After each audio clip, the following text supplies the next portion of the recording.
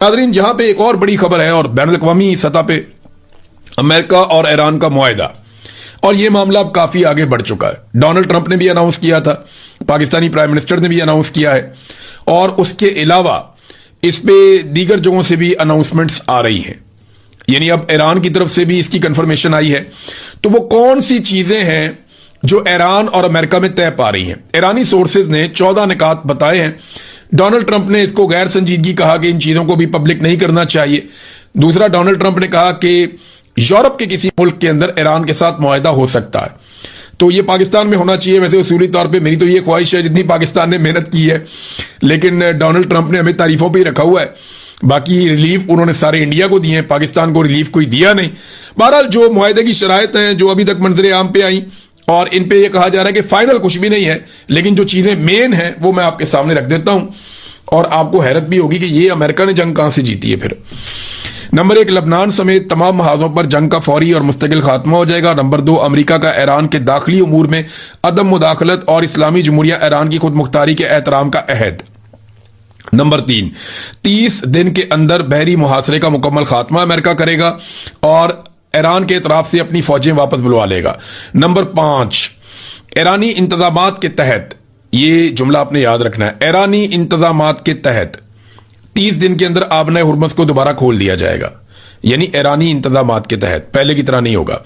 Number 6, तेल, petrochemical मसनूआत और उनके जो बाकी चीजों की फरोख्त पर जो पाबंदियां हैं वो खत्म हो जाएंगी। ईरान को अपनी मालियाती वसाइल तक मुकम्मल रसाई मिल जाएगी। अमेरिका और इसके इत्तेहादियों की जानिब से ईरान की तामीर नौ के लिए $300 अरब के मंसूबे पेश किए जाएंगे। नंबर 8, जौहरी मामलात जो हैं, ये सबसे इंपॉर्टेंट है। तमाम बुनियादी और सानवी अमरीकी पाबंदियों और अक़वाम मुत्तहिदा की सलामती कौंसिल और बैनुल-अक़वामी एटमी तवानाई एजेंसी के बोर्ड ऑफ गवर्नर्स की करारदादों के खात्मे के लिए 60 रोजा मुज़ाकरात होंगे। नंबर 9, NPT मुआहिदे के तहत ईरान इस अहद की तजदीद करता है कि वो जौहरी हथियार तैयार नहीं करेगा। नंबर 10, मुज़ाकरात के दौरान अमेरिका ने ना तो खित्ते में अपनी अफवाज में इजाफा करेगा और ना ही कोई नई पाबंदी आयद करेगा। नंबर 11, हतमी मुज़ाकरात के 60 रोजा मरहले में ईरान के $24 अरब जो मुंजमद असासे हैं वो आजाद कर दिए जाएंगे, जिनमें से निसफ रकम मुज़ाकरात शुरू होने से कबल ईरान के इख्तियार में दे दी जाएगी। नंबर 12, मुआहिदे के निफाज की निगरानी के लिए एक निगरान तरीक़ाकार। नाज़रीन, बहुत बड़ी डेवलपमेंट है और जिसका सबको इंतजार था वो सिलसिला हो गया। ईरान और अमेरिका के बीच में मुआहिदा तय पा गया। मैं बड़ी अहम चीजें आपको बताऊंगा। डोनाल्ड ट्रंप का एक स्टेटमेंट है, इसराइल ने आखिरी मौके तक कोशिश की कि कुछ भी करके मुआहिदा ना हो सके। उसकी वजह यह है कि इसराइल के लिए यहां पे जीतने के लिए कुछ भी नहीं है। जितने टारगेट इन्होंने रखे थे वो अचीव नहीं किए जा सके, जिसकी वजह से एक फ्रस्ट्रेशन है। सबसे पहले तो आप देख लें डोनाल्ड ट्रंप ने इसको अनाउंस कैसे किया है। डोनाल्ड ट्रंप ने इसके बारे में क्या कहा, किस तरीके से उसने अनाउंस किया, ये देखिए। डोनाल्ड ट्रंप ने कहा कि सबको मुबारक हो, ईरान के साथ मुआहिदा तय हो गया। और डोनाल्ड ट्रंप ने ऐलान किया कि अमेरिका और ईरान के दरमियान मुआहिदा मुकम्मल हो गया है, जिसे उन्होंने खित्ते में अमन और इस्तेहकाम की जानिब एक तारीखी पेशरफ्त करार दिया है। उन्होंने जो सोशल मीडिया उनका अपना है, ट्रुथ सोशल, उस पर अपना एक पैगाम जारी किया और उन्होंने कहा इस्लामिक रिपब्लिक ऑफ ईरान के साथ डील मुकम्मल हो गई है, सबको बहुत बहुत मुबारक हो। आपने हुर्मुज़ को तमाम तजारती और बैनुल-अक़वामी जहाज़ों के लिए जुमे को मुआहिदे पर दस्तखत होने के बाद खोलने की इजाज़त दे दी गई है, जबकि ईरान के खिलाफ अमरीकी बहरी नाकाबंदी भी फौरी तौर पर ख़त्म करने की मंजूरी दी जा चुकी है। ट्रंप ने कहा कि तेल की तरसील बहाल होने का वक्त आ गया है और दुनिया भर के जहाज अपनी मामूल की सरगर्मियां दोबारा शुरू कर सकते हैं। ये तो है डोनाल्ड ट्रंप का स्टेटमेंट। एक स्टेटमेंट जो है बहुत इंपॉर्टेंट, वो ईरानी सदर का भी है। ईरानी सदर ने ये दावा किया कि अमेरिका से बातचीत की मंजूरी नेशनल सिक्योरिटी कौंसिल ने दी है। यानी ये ऐसा नहीं है कि डायरेक्टली चंद लोगों ने यह फैसला कर लिया, बल्कि कौमी मफादात का तहफ़्फ़ुज़ इसमें रखा गया है।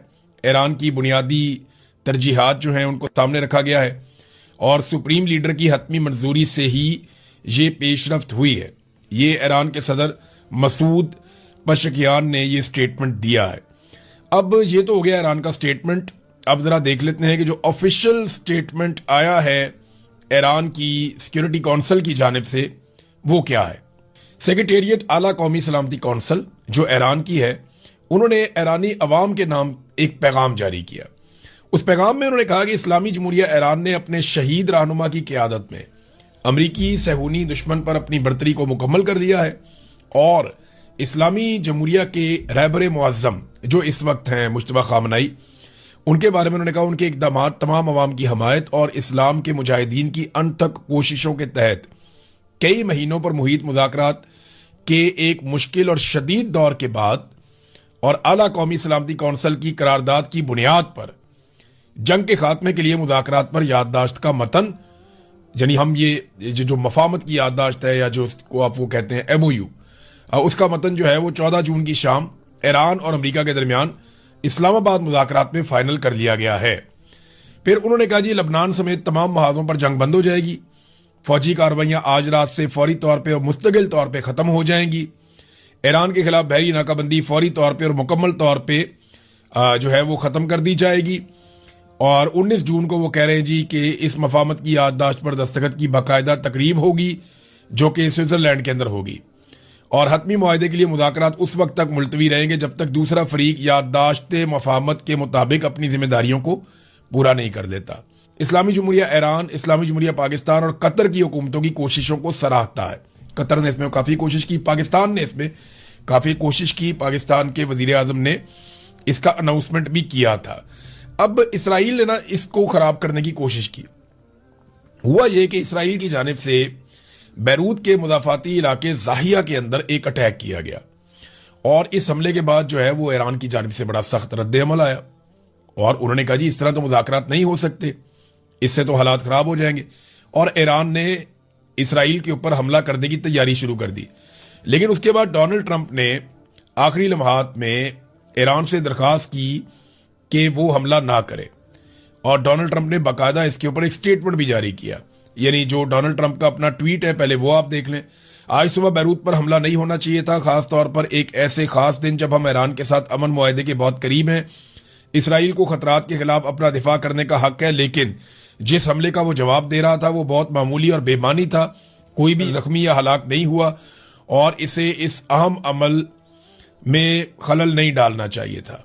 हम एक ऐसे मुआहदे के बहुत करीब हैं जो खित्ते में अमन लाएगा, बशमूल लबनान और तमाम फरीकैन को अब पीछे हट जाना चाहिए।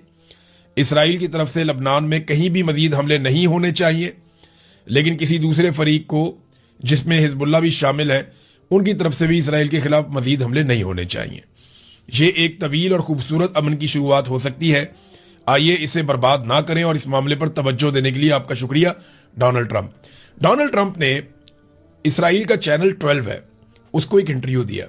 बराक रावेद ने वहां पे डोनाल्ड ट्रंप के हवाले से जो चीजें छापी वो मैं आपको बताता हूं। उन्होंने नेतन्याहू को एक पैगाम भेजा है जिसमें उन्होंने कहा है कि वो बैरूत पर इसराइल के हमले से शदीद नाखुश हैं। उनका कहना था कि यह हमला ईरान मुआहदे पर मुतवक्का दस्तखतों से कुछ ही देर पहले किया गया है जो नामुनासिब है। ट्रंप ने कहा कि नेतन्याहू ने यह हमला क्यों किया। हिजबुल्लाह ने फायरिंग की लेकिन वो किसी सुनसान और बेआबाद जगह पे लगी, कोई भी जख्मी नहीं हुआ। फिर नेतन्याहू को ये बदबख्ताना हमला क्यों करना पड़ा, वो भी बैरूत में। इस बात ने मुझे शदीद गुस्सा दिलाया है। ट्रंप ने कहा कि उन्हें एक फोन कॉल मौसूल हुई जिसमें कहा गया कि इसराइल बैरूत पर हमला कर रहा है और ये इस वक्त से 1 घंटा पहले हुआ जब हम मुआहदे पर दस्तखत करने वाले थे। उन्होंने मजीद कहा कि मुझे यकीन नहीं आ रहा कि ऐसा हो रहा है, ये बहुत बुरा हुआ है। ट्रंप ने कहा कि नेतन्याहू ने बिल्कुल भी अकल और समझदारी का मुजाहरा नहीं किया और उन्होंने नेतन्याहू पर वादे कर दिया कि वो इस इकदाम से शदीद नाखुश हैं। ट्रंप का कहना था कि वो अब भी यही मानते हैं कि ईरान मुआहदा इसराइल के लिए अच्छा है क्योंकि ईरान के पास फिर जौहरी हथियार नहीं होंगे और अगर उसके पास हुए जौहरी हथियार तो फिर इसराइल के लिए बहुत मुश्किलात पैदा हो जाएंगी। फिर साथ ही उन्होंने कहा जी कि ईरान के अफसुदा यूरेनियम के जखीरे को भी खत्म कर दिया जाएगा, चीजें काफी बेहतर हो जाएंगी और इस पर दस्तखत हो जाएंगे। मेरे ख्याल में दस्तखत आज ही हो जाएंगे। तो ये डोनाल्ड ट्रंप ने वहां पे इंटरव्यू दिया था। इसराइल को प्रॉब्लम ये था कि वो जो सोच रहा था वो उसको मिल नहीं रहा था, लेकिन ईरान ने यह हमला रोक के अक्लमंदी का सबूत दिया और अब ये अमेरिका की जिम्मेदारी है कि इसराइल बैरूत पे या लबनान पे अटैक ना करे, क्योंकि इसराइल जब अब लबनान पे अटैक करेगा तो एक बात याद रखिएगा कि ईरान वापस इसराइल पे अटैक करेगा। यानी मैं आपको ये बताता हूं कि जो दिफाई मुआहदा हुआ है वो अमेरिका और ईरान के बीच में हुआ है, यानी ये दो मुमालिक एक दूसरे पे अटैक नहीं करेंगे। लेकिन अगर इसराइल अटैक करता है लबनान पे तो ईरान फिर इसराइल पे अटैक करता है तो अमेरिका बीच में नहीं आ सकता। इसराइल के लिए मुश्किलात बढ़ेंगी। अमेरिका आएगा तो सही बीच में, लेकिन फिलहाल फौरी तौर पे अब अमेरिका एक नई जंग में नहीं जा सकता। अमेरिका ने इस जंग में हासिल क्या किया, यह है सबसे बड़ा सवाल। तो मैं आपको सबसे पहले डोनाल्ड ट्रंप का एक स्टेटमेंट बताता हूं जो उसने जंग के पहले दिन दिया था। डोनाल्ड ट्रंप ने ईरानी अवाम से मुखातिब होते हुए कहा था कि जब हम अपना काम खत्म कर लेंगे, यानी ये जंग मुकम्मल कर लेंगे, तो आप अपनी हुकूमत का कंट्रोल संभाल लीजिएगा और ये संभालने के लिए आप ही की हुकूमत होगी। तो उसने ईरानी अवाम को कहा था कि हम आपका रिजीम तब्दील कर देंगे, यहां के हुक्मरानों को मार देंगे, हर चीज कंट्रोल कर लेंगे, अवाम को हुकूमत दे देंगे, अवाम वहां पे एक जमहूरी हुकूमत बना लेगी। इस किस्म की बातें डोनाल्ड ट्रंप की जानिब से की गई थी जंग के पहले दिन। इनके बड़े बड़े दावे थे।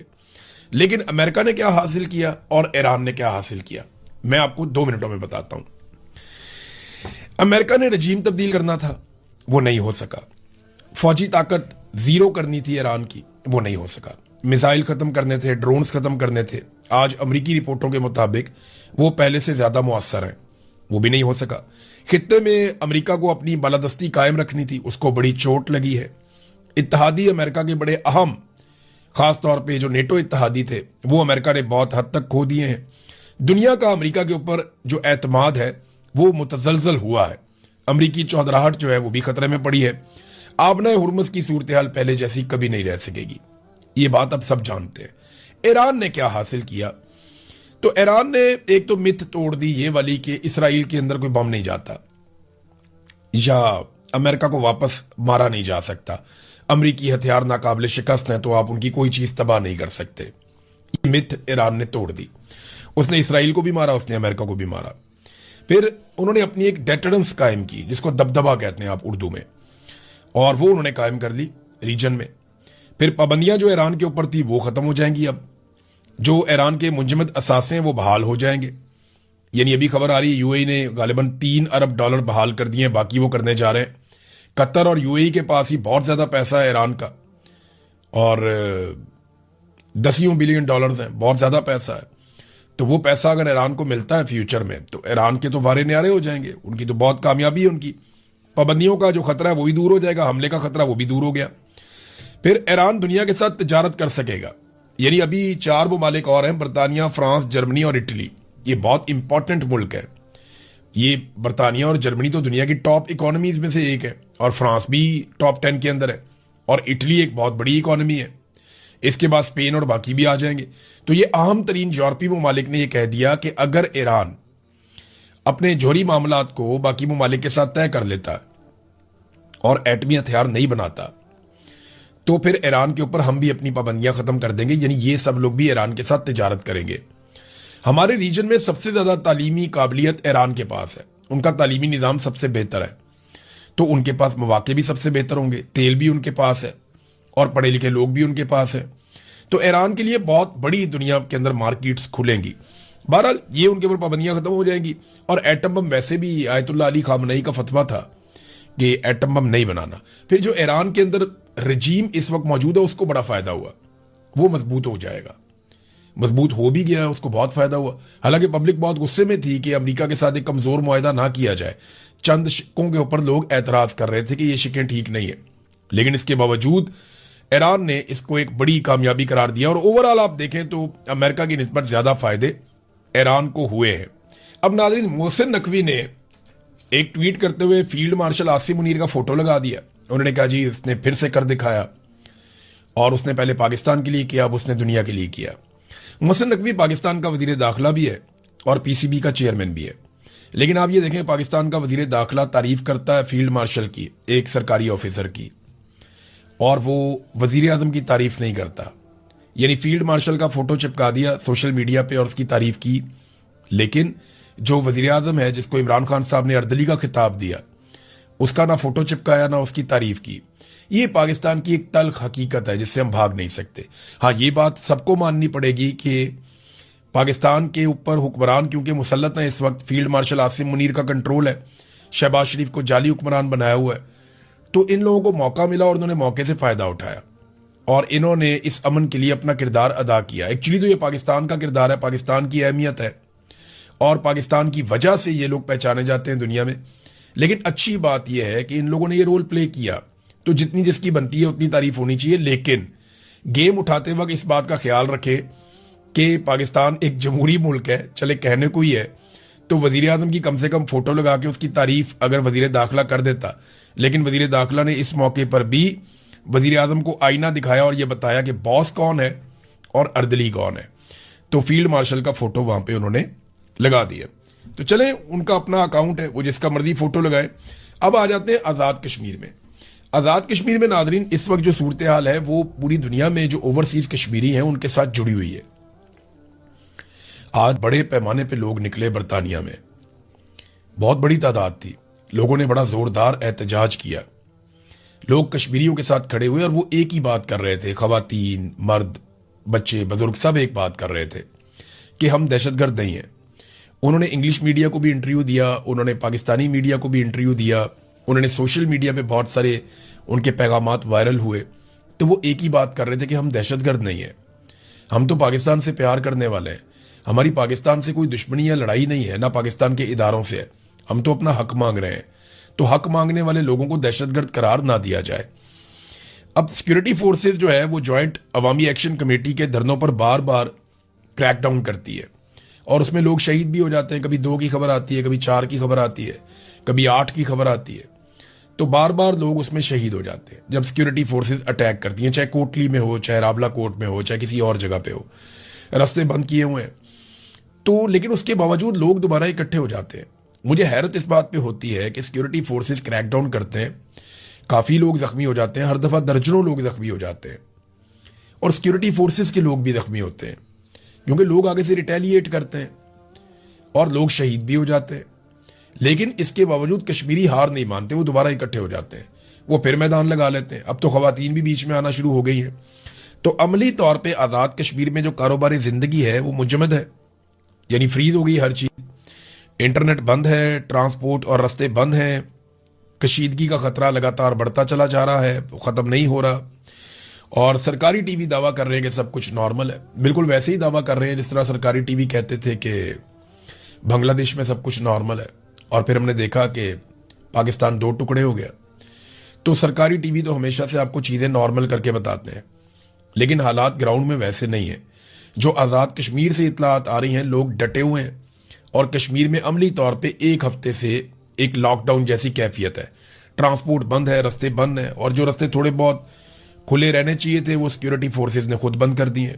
ये वहां पे इस वक्त सिचुएशन है। नादरीन, एक और खबर पाकिस्तान की बदनामी का बायस बन रही है पूरी दुनिया में और आलमी मीडिया भी उसको उठा रहा है। मरियम नवाज साहिबा ने ना बहुत खुली छूट दे दी सीसीडी को और उन्होंने काफी लोग कत्ल किए हैं, 2000 से ज्यादा लोग कत्ल किए जा चुके हैं। और ये सारे लोग ऐसे नहीं है जिन्हें अदालत में पेश किया गया हो या अदालत के जरिए से इंसाफ दिया गया हो। देखें, कानूनी तरीकाकार तो यह है कि आपने किसी मुजरिम को पकड़ा या मुलजिम को पकड़ा, आप उसको लेकर गए अदालत में, आपने जुर्म साबित किया, जब जुर्म साबित हो गया तो उसके बाद अदालत उसको सजा दे दे, ये तरीकाकार है। लेकिन यहां पे हो ये रहा है कि रात को 12 बजे एक अदालत लगती है लाहौर में और उस अदालत के अंदर ये फैसला करता है एक सरकारी ऑफिसर जो माजी में बहुत करप्ट ऑफिसर मशहूर था, बहुत बेईमानी करता रहा है, उसके केसेस भी हैं। वो ऑफिसर रात को 12 बजे उस अदालत में फैसला करता है कि ये बंदे जो हैं ये कत्ल कर दिए जाएंगे और इसको मार दो, इसको मार दो, इसको मार दो, वो फैसला कर लेता है।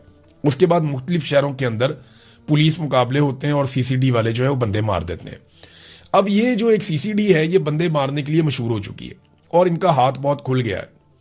अब ये हाथ छुट हो गए और इनकी कोई बुनियादी ट्रेनिंग तो है नहीं।